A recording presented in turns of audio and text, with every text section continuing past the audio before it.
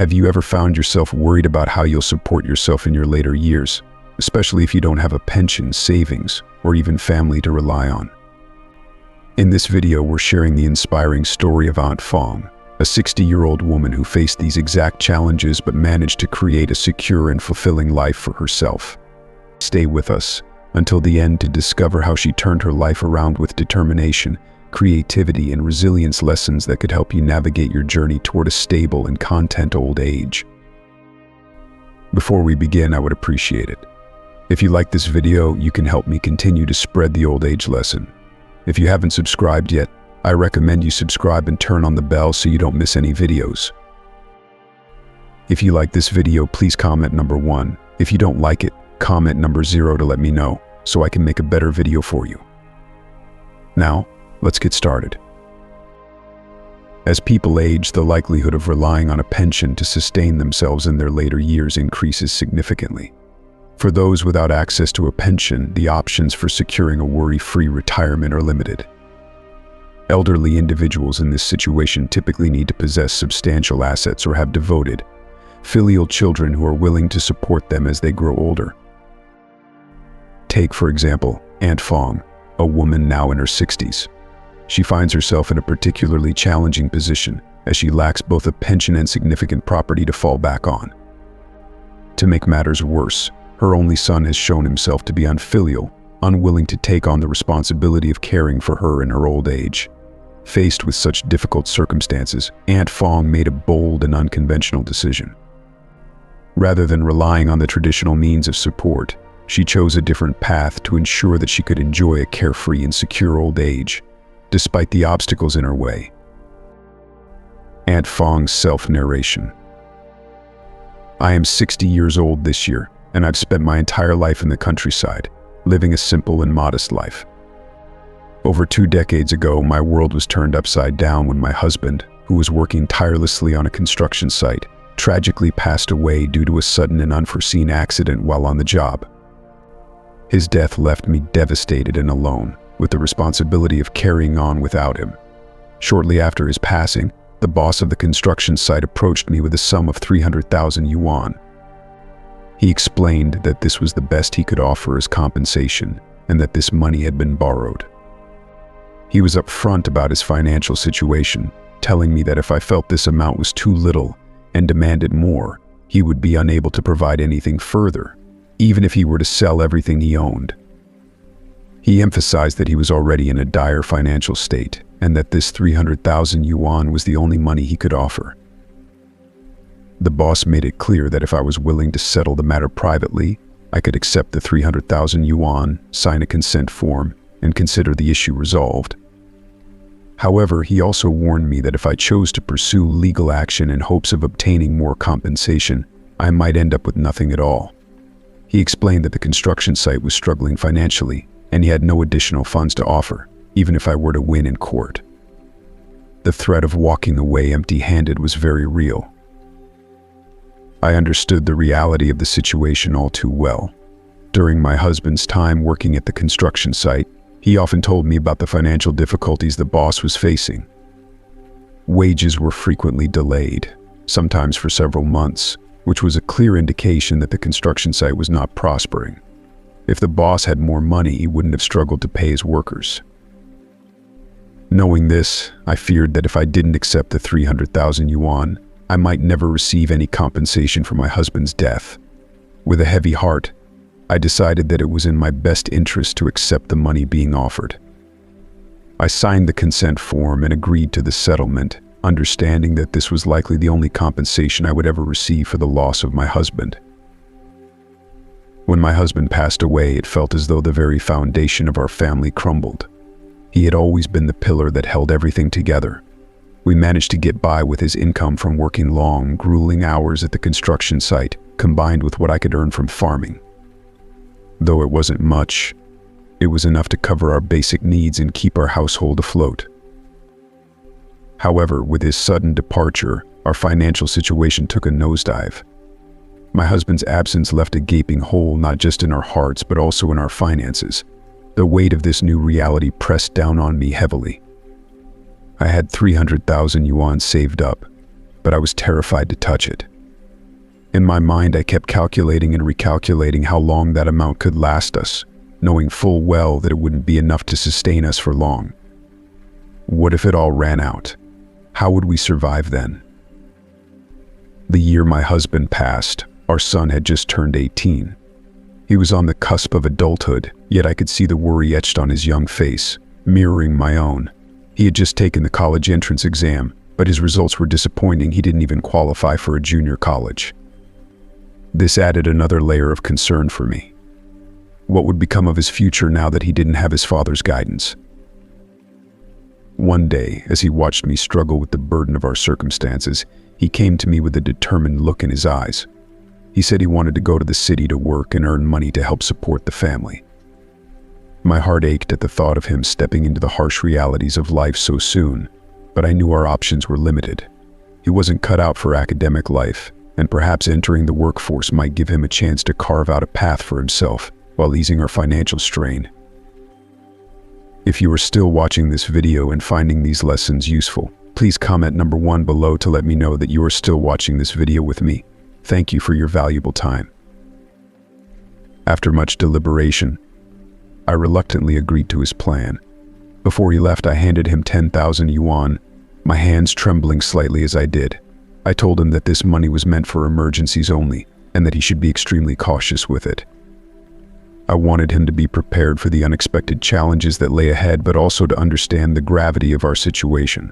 With the money in his pocket and a promise to make me proud, my son set off for the city, stepping into a world that was as uncertain as our future had suddenly become. Shortly after, my son called to share some exciting news. He had found a job in the city working as a car mechanic. He explained that the job offered a starting salary of 3,000 yuan per month, and he was confident that once he mastered the necessary skills, his earnings would double. This seemed like a promising opportunity, and I couldn't help but feel a surge of happiness and pride. I encouraged him to focus on learning the trade thoroughly and not to give up halfway through, assuring him that this could be a great step forward in his life. However, the conversation took an unexpected turn. My son mentioned that he wanted to buy a house and asked me to consider using the compensation money from my late husband to help him make this purchase. He explained that the rent for his current place in the city was 1,000 yuan per month, and after paying the landlord, he barely had anything left. He reasoned that rather than letting the landlord benefit from his hard-earned money, it would be wiser to invest in a home of his own. That way, the money he was spending on rent could instead go towards paying off a mortgage, and eventually the house would be his without any further financial strain. As I listened, I couldn't help but feel conflicted. I had always lived a modest life in the countryside, with no pension to rely on, and now that my husband was gone, this compensation money was my only safety net. If I used it to help my son buy a house, how would I sustain myself in my old age? I expressed these concerns to my son, worried about my future. But my son quickly reassured me, saying that I had nothing to worry about. He promised that once he mastered his trade and his salary doubled, he would bring me to the city to live with him, where he would take care of me for the rest of my life. His words filled me with such joy that the thought of living in the city with my son made my heart swell with happiness. Feeling hopeful about the future, I decided to take a leap of faith. I transferred the remaining 290,000 yuan from my husband's compensation to my son so he could purchase a house in the city. With the money, he secured a loan and bought a 3-bedroom apartment. However, since there wasn't enough money left for renovations, he had to move into the unfinished apartment. Despite this, I was filled with a sense of satisfaction, believing that this decision would secure both his future and mine. My son assured me that it wasn't too late to decorate the house once he had managed to save enough money. Despite living in the countryside with no steady means of earning income, I was determined to contribute towards the decoration of my son's home. I put in a tremendous amount of effort by raising a large flock of chickens and ducks, in addition to caring for 2 pigs. By the end of the year, I sold all these animals, and the sale yielded several thousand yuan, which I hoped would make a difference. When my son returned home for the new year, I handed him the money earned from selling the chickens, ducks, and pigs. I urged him to use it to save up quickly and complete the house decoration so he wouldn't have to continue living in the incomplete and inconvenient apartment. He He explained that decorating a house was a significant undertaking and couldn't be done casually.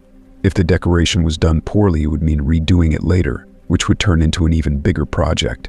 I inquired about the total amount needed for a satisfactory decoration. He told me that it would require at least 150,000 yuan. Upon hearing this figure, I felt a deep sense of discouragement. I wondered when, if ever, we would be able to accumulate such a substantial amount.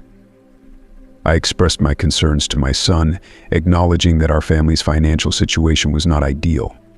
I suggested that we might need to be more modest in our approach, as our circumstances were not comparable to those of city dwellers.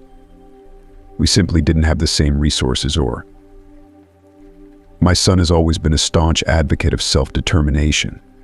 He firmly believes that luck is merely a myth and that success comes from setting a clear goal and pursuing it with relentless determination. This philosophy has been a guiding principle for him. No matter how much I tried to offer practical advice, especially considering the constraints of our financial situation, he remained resolute in his approach. I watched as he worked tirelessly, believing that with enough effort, he could achieve anything he set his mind to. Despite my best efforts to manage our finances and save diligently for the home renovation, it became evident that, after 3 long years of saving, we were still falling short of the 150,000 yuan required for the project. As the new year approached, my son introduced me to a young woman he proudly declared was his girlfriend. She exuded an air of sophistication and elegance, dressed impeccably in a manner that suggested she came from a privileged background. Her demeanor towards me was marked by a noticeable sense of superiority and disdain, which left me feeling quite uncomfortable and uneasy. My son took this opportunity to explain that her family was exceptionally wealthy and that if they were to marry, the financial burden of the home decoration would be a non-issue. To them, the 150,000 yuan required for the renovation was a trivial sum. Although I harbored reservations about the feasibility and reliability of this plan, my son's unwavering confidence and determination left me feeling powerless to voice my concerns. I chose to remain silent, as I realized that challenging his convictions would be futile. I refrained from expressing any objections, instead opting to listen quietly as he elaborated on his plans. Before long, my son informed me that the renovation had begun, with all expenses being graciously covered by his girlfriend's family. After decorating the house, the day of my son's wedding arrived. It was a momentous occasion for our family, yet my presence seemed to go unnoticed. Despite my attendance at the ceremony, I found myself relegated to the most inconspicuous corner of the venue. From the very beginning to the end of the celebration, no one seemed aware that I was the groom's mother. My son, recognizing my discomfort and the weight of the situation, approached me with words of reassurance. He acknowledged the financial struggles our family had faced, gently urging me to endure the current circumstances. He promised that once he achieved success in the future, he would ensure that I felt proud and valued.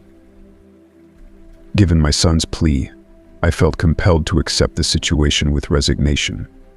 With no husband by my side and limited financial resources, my entire future rested on the hopes I had pinned on him. Disobedience was not an option for me. I felt I had no choice but to heed his wishes. Although my son's career in the city had brought him a substantial salary increase, I still needed to support myself. He faced his challenges, and I was determined not to be a burden on him. The small piece of land we owned at home provided just enough to sustain me, but I wanted to contribute more to my son's well-being. To that end, I often sold eggs and sent any extra money I earned to him. My greatest wish was for my son to be happy and to build a fulfilling life with his wife. However, after his marriage, an unexpected shift occurred. My son began to distance himself from me. His calls became infrequent, and when I attempted to reach out, he rarely answered. This gradual withdrawal left me feeling isolated and disheartened, despite my efforts to support him and remain a part of his life. Initially, I assumed my son was simply caught up with his busy schedule, so I didn't think much of it. However, it was later revealed to me through others that my daughter-in-law had recently given birth to a daughter. The fact that I hadn't been informed about this significant event was deeply upsetting and left me feeling heartbroken. I decided to call my son immediately to share in this joyous occasion. but it was my daughter-in-law who answered the phone. She informed me that my son was at work and couldn't take the call. I could sense a formality in her tone as she relayed a message to me. My daughter-in-law went on to say that I should refrain from calling my son in the future, as he was exceedingly busy with work. Instead, she suggested that I should make plans to visit them in the city if I wanted to meet my granddaughter. Furthermore, she instructed me that if I needed to make any inquiries or had anything to discuss, I should contact her directly rather than trying to reach my son. She also mentioned, rather authoritatively, that she had taken over the management of all household finances and that all decisions and communications should now be directed through her. Her words left me feeling deeply unsettled and uncomfortable. It became clear that she had assumed control over nearly every aspect of their household, and I couldn't help but worry that this new dynamic might even prevent me from seeing my son. The realization that my relationship with my son could be overshadowed by her control was overwhelming, and I found myself crying uncontrollably. I tried calling my son several more times, but each attempt went unanswered. It dawned on me that my son might indeed have changed, and the new reality of our relationship was far from what I had hoped for. Once, I found myself unable to resist the urge to visit the city and see my family. When I arrived, my daughter-in-law greeted me at the door and ushered me inside.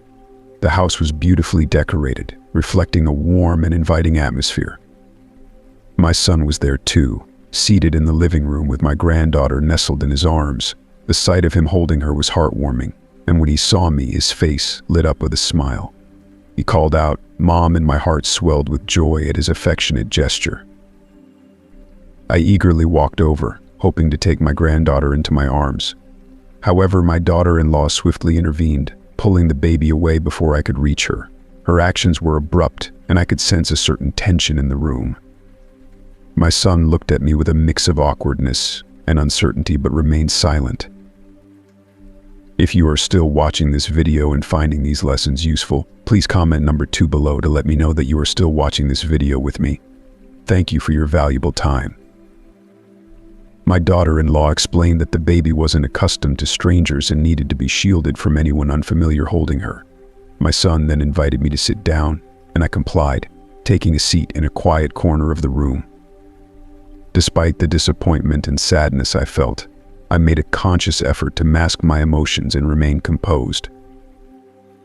Less than 20 minutes into my visit, my daughter-in-law began subtly suggesting that it was time for me to leave.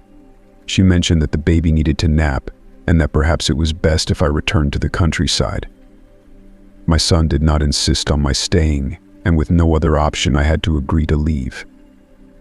As I made my way back to the countryside, my heart was heavy with sadness. I cried deeply, reflecting on the situation and contemplating how to navigate the rest of my life, grappling with the emotional impact of the visit. At that time, I was still relatively young and able to work. Having the capacity to earn money independently meant I didn't have to rely on my son for financial support. With this in mind, I began to explore various options for maintaining my self-sufficiency. However, as the years went by, my physical strength began to wane, and I found myself unable to perform the heavy labor I had once managed with ease. During this period, I heard about a growing demand for workers in the city's nursing homes.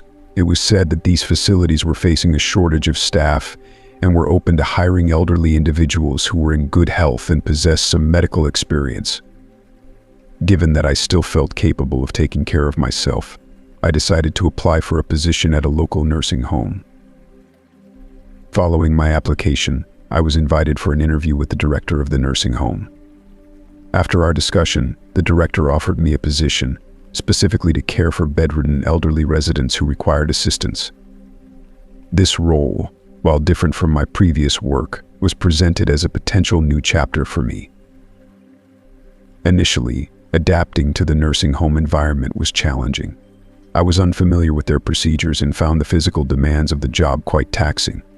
Nevertheless, as time went on, I gradually became accustomed to the routine and discovered a genuine sense of fulfillment in my role. I realized that many of the elderly residents needed companionship, and I took pleasure in providing them with comfort and conversation, alleviating their loneliness. As I continued working at the nursing home, I came to understand that I could maintain my independence well into my later years. The job provided me with financial stability, negating the need to depend on my son or others for support. Despite still residing in the countryside, I found happiness and contentment in my new role, appreciating the opportunity to contribute meaningfully while supporting myself. Thank you for watching. What have you learned so far from Anfang's story? I'd love to hear your thoughts, so please comment below with one thing you've learned and plan to bring into practice in your own life. If you enjoyed this video, please leave your comment below, and don't forget to like, share, and subscribe to our YouTube channel for more inspiring content. Your support helps us continue to share valuable lessons for a fulfilling life. See you in the next video.